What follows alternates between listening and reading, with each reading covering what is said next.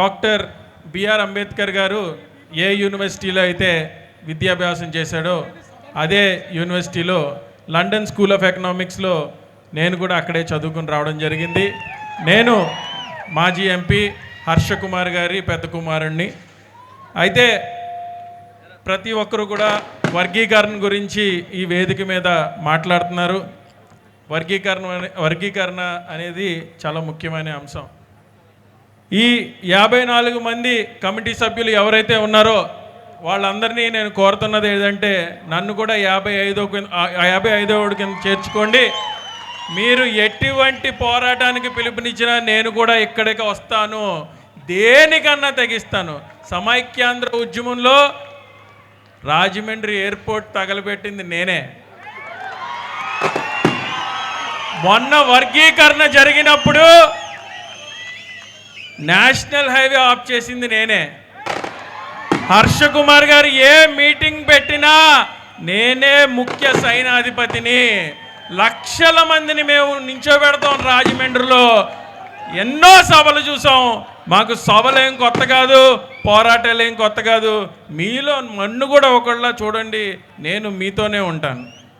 అయితే మన ఈ ప్లాట్ఫామ్కి ఒక నేషనల్ లీడర్ అంబేద్కర్ గారు మనవడు రాజారత్నం అంబేద్కర్ గారు వచ్చారు. నేను మీ ద్వారా ఆయనకి చాలా ముఖ్యమైనటువంటి విషయం చెప్దాం అనుకుంటున్నాను. ఆ విషయం నేను ఇంగ్లీష్లోనే చెప్తాను, ఎందుకంటే ఆయనకు అర్థం అవ్వాలి కాబట్టి. Sir, today categorization is a very important subject. I don't want to deviate the subject, but to be frank and honest, the national government, the Congress government or the BJP government has given lot of financial benefits for SCs, including when a loan, మనకు loan వచ్చినప్పుడు కూడా subsidy లేకుండానే మనకి బ్యాంకులు రుణాలు ఇస్తున్నాయి. Subsidy ఆధారంగా కొల్లేటర్ లేకుండా మనకి బ్యాంకులు రుణాలు ఇస్తున్నాయి. Banks are giving us loans with subsidies and without collateral. It is a very nice initiative. But I want you to talk on the national platform about this bank loan scheme. Sir, scheduled castes are very financially backward. You are aware of this. The national government has taken a very nice initiative and you are aware of this. But the state government's ruling is very disappointing.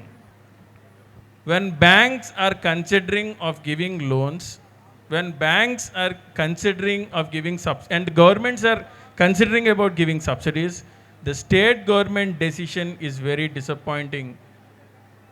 We want you to address in the national media that when a bank give a loan, when a national government is giving subsidy, the state government should compromise their rules without land conversion. Sir, ఈ రోజున మనకి 50 లక్షల loan ఇస్తుంటే ఒక project మీద దానికి మనం ఖచ్చితంగా ల్యాండ్ కన్వర్షన్ చేసి చూపించాలి. ల్యాండ్ కన్వర్షన్ చేయాలంటే దళితులు ఆర్థికంగా బలవంతులా? వాళ్ళ దగ్గర డబ్బులు ఉంటాయా? అంటే 50 లక్షల లోన్ మనకి రావాలంటే 22 లక్షల రూపాయలు పెట్టి మనం ల్యాండ్ కన్వర్షన్ చేయించాలి, ప్లాన్ అప్రూవల్ చేయించాలి.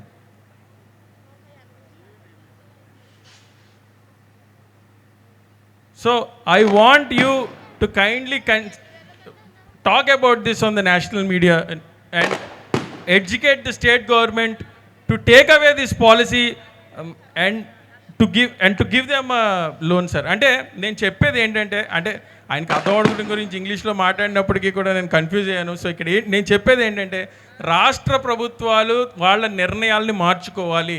దళితులకి ఏదైతే లోన్లు ఇస్తున్నారో ఆ లోన్లు ఇచ్చే క్రమంలో బ్యాంకులు పెడుతున్నటువంటి ఇబ్బందుల గురించి ఆయన నేషనల్ మీడియా వేదికగా మాట్లాడి కేంద్ర ప్రభుత్వం మీద ఒత్తిడి తీసుకుని వచ్చి మన దళితులు బాగుపడడానికి సబ్సిడీ ఉన్న రుణాలకి ఒక మంచి లోన్ ఇచ్చే పద్ధతి కానీ తీసుకుని వచ్చి పార్లమెంట్లో చట్టం కింద పెడితే ఎంతోమంది బాగుపడతారు.